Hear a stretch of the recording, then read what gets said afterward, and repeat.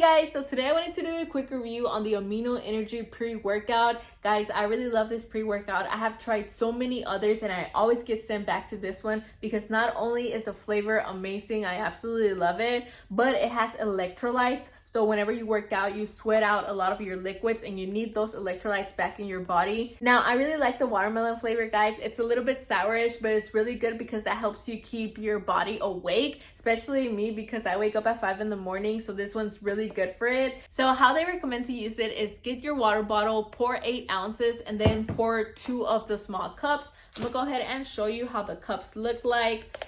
So this is one of the cups, and then you pour the second one. So this is just basically powder. All you have to do is just pour 2 of these small cups. Now I only use 4 ounces of water and I use 1 cup, so it lasts me forever, which is something that I really like. You don't really need a lot of it. You only need enough to keep you awake, and so you're able to exercise, well or good and with a lot of energy, which is something that this thing helps with a lot. But I would definitely recommend it, guys. I always get sent back to it because I just love it so much, and I don't see myself using any other pre-workout.